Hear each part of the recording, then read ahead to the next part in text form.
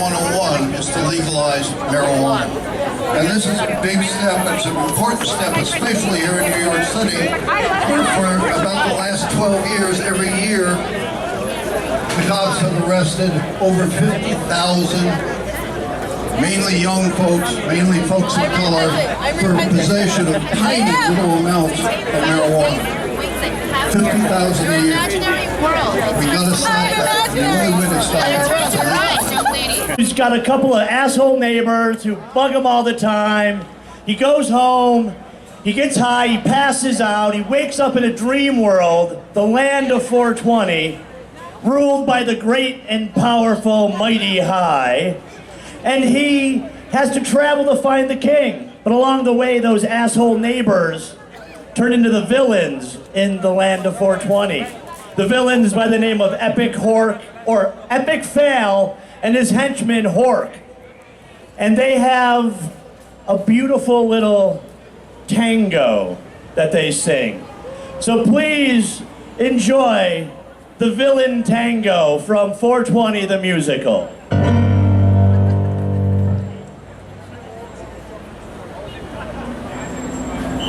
Enjoy. Check. We're good?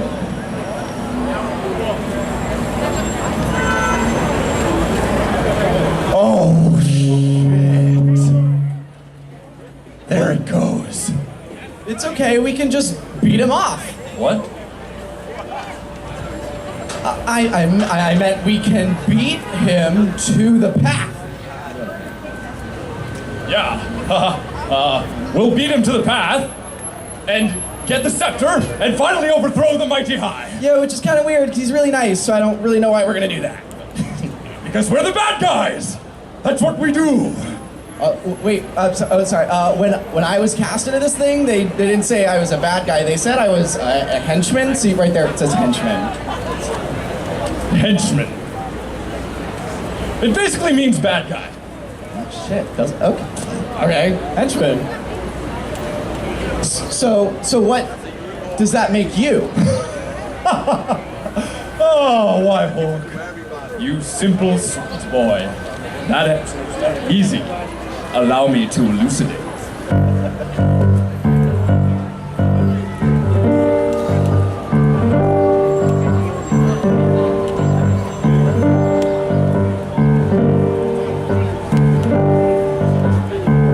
I am the bad guy in this way. I'm evil in a watered down kind of sort of way. There's conflict wherever I be. I'm such an asshole I won't even rhyme this line.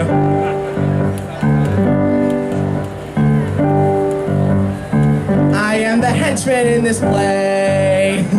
I'm nice, no really, I'm just written this way. Okay. There's conflict and trouble wherever he be. I'm not an asshole, I can rhyme, you see.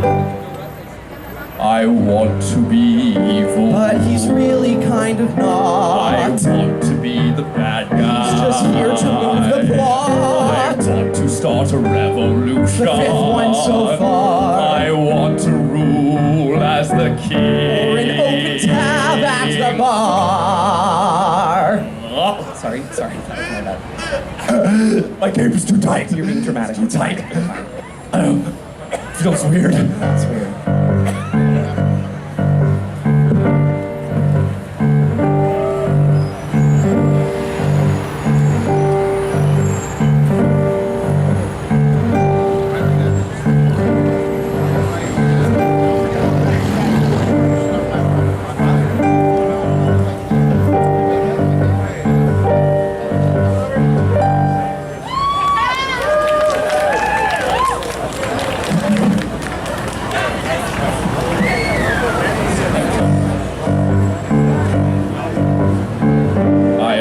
Guy in this play. I am the henchman in this play. I'm evil in a watered down kind of sort this of way. There's conflict and trouble wherever he be. I'm not an asshole. I am an asshole.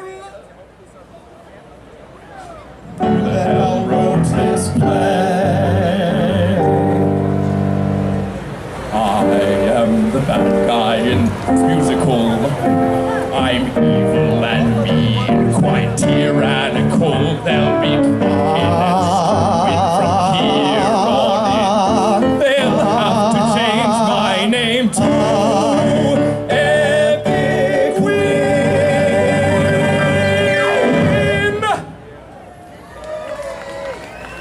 This May, 13th and 14th, 20th and 21st at Theater 80 on St. Mark's. Theater80.net. You can get tickets there, and we have tickets for sale here. Just find the guys with the signs. Come see it. And now, here's that guy again. Hey, that guy! Right. Get up here, yeah? Lieutenant Jack Cole knows about the war on drugs from several perspectives. Like my father, he is a retired detective lieutenant with a 26-year career on the New Jersey State Police. My father was East. 29 years. 14 in narcotics. This guy was a narcotics officer. Give it up!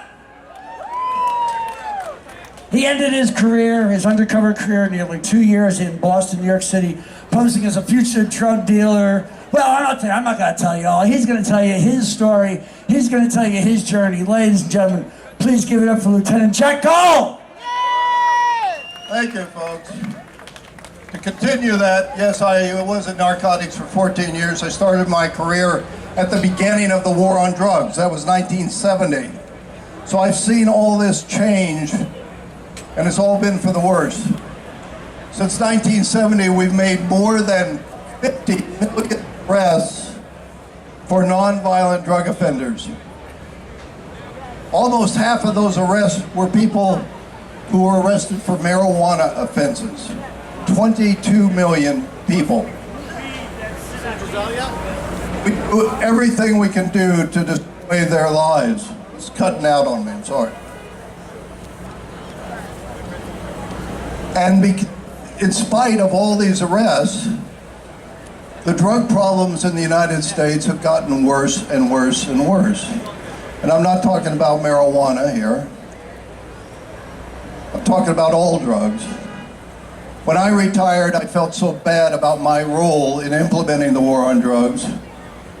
The fact that early on, about 1,000 young people went to jail as a direct result of what I did out there as one undercover agent, and nothing I did, although I worked last 5 or 6 years on billion-dollar international heroin and cocaine rings, nothing I did in 26 years reduced the number of drug abusers by so much as one person. We made it far worse.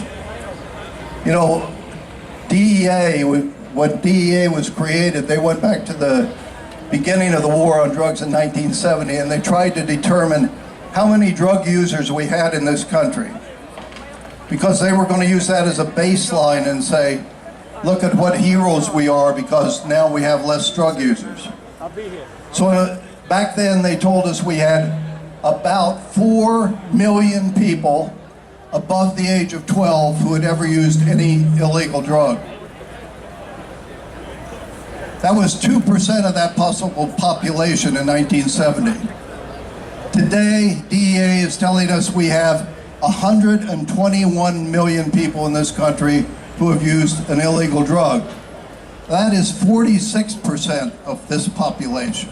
So we went from 2% users to 46% users under a war on drugs. It's hard for me to even contemplate how we could have come up with a worse policy if what we really want to do is reduce drug abuse. But I haven't for years thought that's what we want to do. What we want to do is we have a numbers game.